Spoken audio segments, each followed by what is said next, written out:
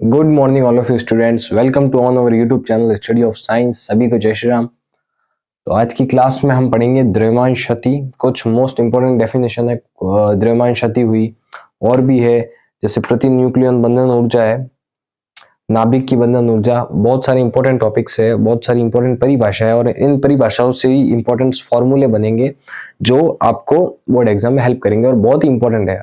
बहुत बार पूछे जाते हैं ये फॉर्मूले। वही टॉपिक मैं आपको अब करवा रहा हूँ जो बोर्ड एग्जाम के पॉइंट ऑफ व्यू से बहुत ही इंपॉर्टेंट है, क्योंकि आपके एग्जाम बहुत पास आ चुके हैं। ओके, तो थर्ड चैप्टर का आज हम टॉपिक पढ़ेंगे द्रव्यमान क्षति। द्रव्यमान क्षति होता क्या है, परिभाषा है, और अच्छी परिभाषा है, बहुत ही ईजी है, एक बार में आप समझ जाओगे, और एग्जाम के पॉइंट ऑफ व्यू से बहुत ही इंपॉर्टेंट है, और इसका फॉर्मूला भी बहुत ही इंपॉर्टेंट है। सबसे पहले हम परिभाषा देख लेते हैं कि द्रव्यमान क्षति की परिभाषा होती क्या है।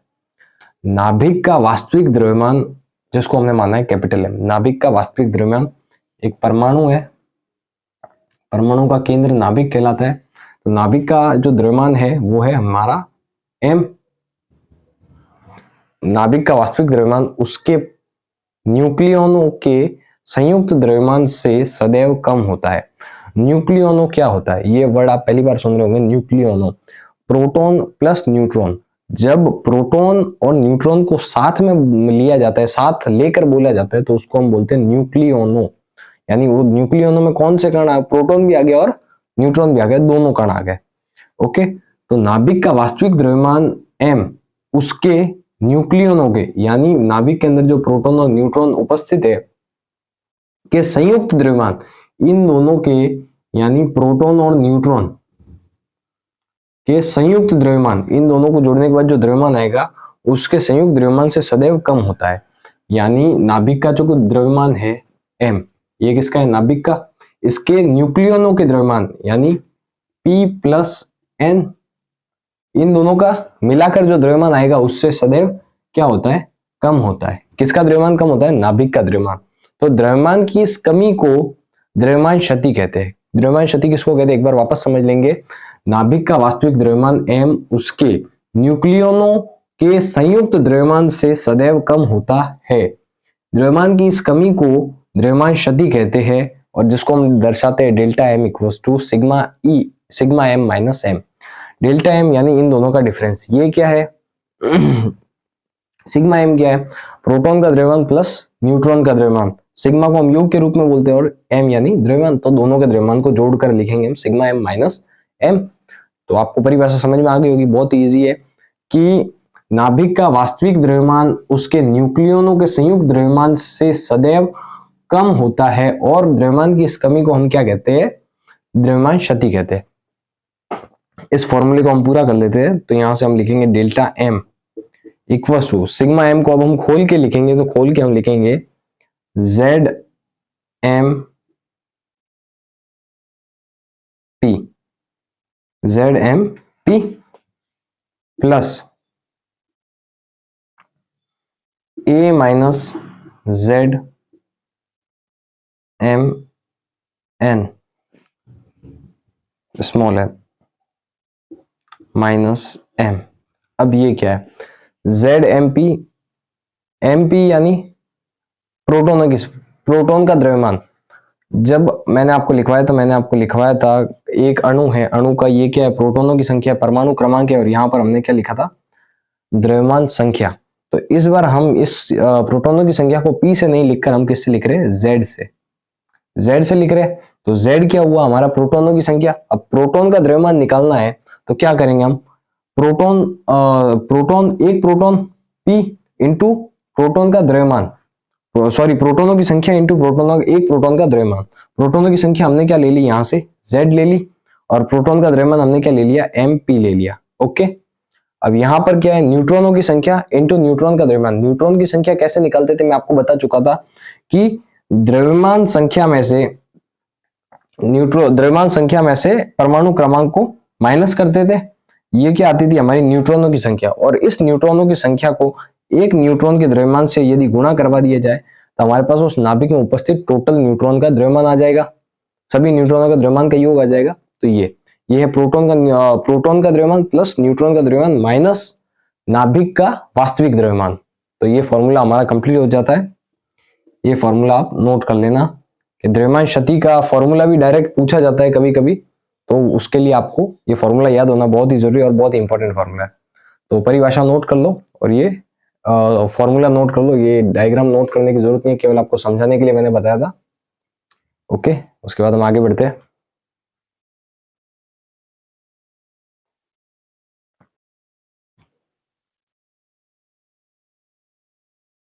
हाँ, तो नाभिकीय बंधन ऊर्जा, नाभिकीय बंधन ऊर्जा को हम शो करते हैं, डेल्टा ई से दर्शाते हैं। नाभिकीय बंधन ऊर्जा होती क्या है कि नाभिक की बंधन ऊर्जा, ऊर्जा की वह मात्रा है जो नाभिक को दे देने पर उसके न्यूक्लियनों को बंधन मुक्त कर देता है। न्यूक्लियनों यानी प्रोटॉन प्लस न्यूट्रॉन दोनों को साथ में बोलते हैं न्यूक्लियन। यहां पर मैं लिख भी देता हूं P प्लस N, न्यूक्लियन के नाभिक की वह बंधन ऊर्जा, नाभिक की वह बंधन ऊर्जा जिसे नाभिक को दे देने पर उसके प्रोटॉन और न्यूट्रॉन दोनों यानी न्यूक्लियनों को बंधन मुक्त कर देता है, उन्हें उनके बंधन से मुक्त कर देता है, उसे हम नाभिकीय बंधन ऊर्जा कहते हैं, डेल्टा ई कहते हैं। ऊर्जा की वह ऊर्जा, नाभिक बंधन ऊर्जा वह ऊर्जा है जिसे नाभिक को दे देने पर न्यूक्लियन जो होते हैं उसके यानी प्रोटॉन और न्यूट्रॉन दोनों ही बंधन मुक्त हो जाते हैं, उस ऊर्जा को हम क्या कहते हैं, नाभिकीय बंधन ऊर्जा कहते हैं। तो आपने द्रव्यमान, आइंस्टाइन का ऊर्जा द्रव्यमान संबंध तो पढ़ा ही होगा, तो यहां पर लिखते हैं हम आइंस्टाइन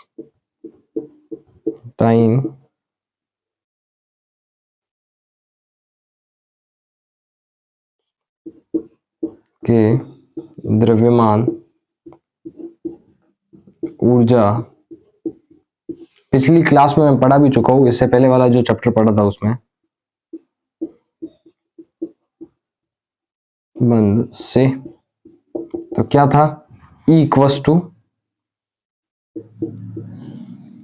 mc² था। E इक्वस टू, थोड़ा इसको इस साइड लिख लेते हैं, E इक्वस टू mc² था। ओके, अब इसको यदि मैं डेल्टा E लिखता हूं यानी नाभिकीय बंधन ऊर्जा लिखता हूं, तो यहां पर भी डेल्टा M करना होगा मुझे, डेल्टा mc²।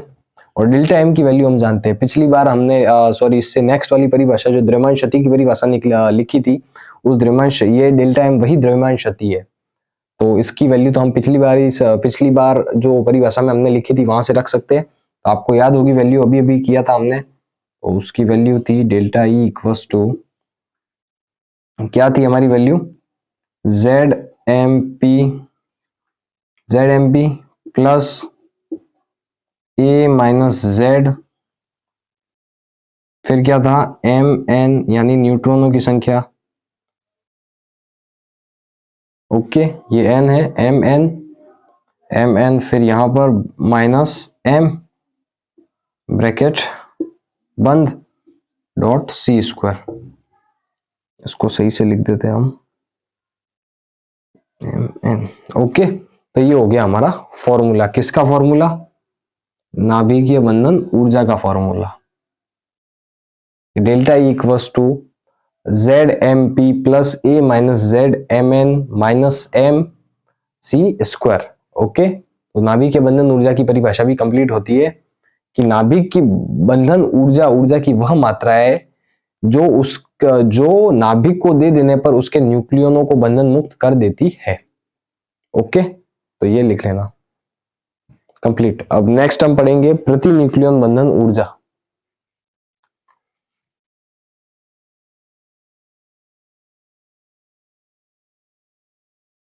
हाँ, तो प्रति न्यूक्लियन बंधन ऊर्जा B बार, प्रति न्यूक्लियन बंधन ऊर्जा क्या, बहुत ही सिंपल और सबसे इजी डेफिनेशन यही है कि नाभिक की बंधन ऊर्जा में द्रव्यमान संख्या का भाग दे तो इसे प्रति न्यूक्लियन बंधन ऊर्जा कहते हैं। ओके, तो इसको हम किससे दर्शाते हैं, B बार से दर्शाते हैं। नाभिक की बंधन ऊर्जा को किससे दर्शाते हैं हम, डेल्टा E से, इससे पिछली वाली डेफिनेशन पढ़ी थी हमने। नाभिक की बंधन प्रति न्यूक्लियन बंधन ऊर्जा में प्रति न्यूक्लियन बंधन ऊर्जा वह है कि नाभिक की बंधन ऊर्जा को हम किससे दर्शाते थे, डेल्टा E से, में द्रव्यमान संख्या का भाग दे तो इसे प्रति न्यूक्लियन बंधन ऊर्जा कहते हैं। द्रव्यमान संख्या को हम किससे दर्शाते थे, A से, तो नाभिक की बंधन ऊर्जा में द्रव्यमान संख्या का भाग दे दिया जाए तो इसे हम प्रति न्यूक्लियन बंधन ऊर्जा कहते हैं। सबसे इजी डेफिनेशन इसकी है, फॉर्मूले से ही डेफिनेशन याद हो जाएगी और डेफिनेशन से फॉर्मूला भी याद हो जाएगा कि नाभिक की बंधन ऊर्जा में द्रव्यमान संख्या का भाग दे दिया जाए तो इसे प्रति न्यूक्लियन बंधन ऊर्जा बी बार कहते हैं। ओके, तो आज का वीडियो यहीं खत्म होता है। आज हमारी तीनों डेफिनेशन कंप्लीट हो चुकी है और तीनों डेफिनेशन के फॉर्मूले भी कंप्लीट हो चुके हैं। बहुत ही इंपॉर्टेंट थे तीनों डेफिनेशन भी और डेफिनेशंस के फॉर्मूले भी। तो आज की क्लास यहीं खत्म होती है। ऐसे ही जुड़े रहिए हमारे YouTube channel study of science के साथ। हमारे वीडियोस को लाइक कीजिए, चैनल को सब्सक्राइब कीजिए और अगर आपको कुछ भी समझ में नहीं आता है तो आप कमेंट कीजिए, हम आपको और अच्छे से समझाने का ट्राई करेंगे। ओके, तो ये नोट कर लेना। मिलते हैं कल।